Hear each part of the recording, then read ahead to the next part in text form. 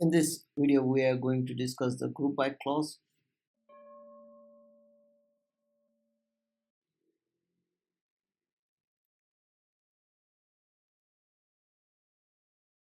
Group by clause is used to arrange the identical data into groups using aggregate function. So whenever you want to group the data using aggregate function, that time you use a group clause. And this is used for summarizing the data based on one and more columns. Let's see. This is your employees table. You have IDs, your names, department IDs, and salaries. Now here we are trying to group the data based on 101, based on 102, and based on 103. Here we have only two records for 101,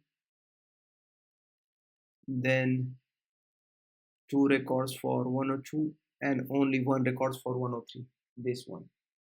And we are planning to calculate the average salary for these two, and average salary for these two, and average salary for this one.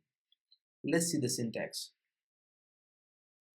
In this syntax, we are saying select department ID, this column, and calculate the average salary.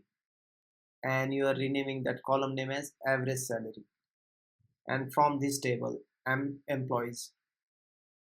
Now you are trying to group by on this particular column, and it will form a group of 101, 102, and 103.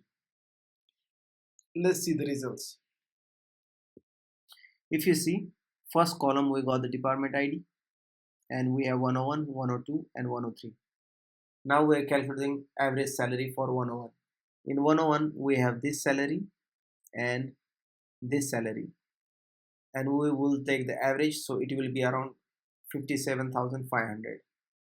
Then for 102, this will be this one, and this one will be two records, and average salary will be around 71,000.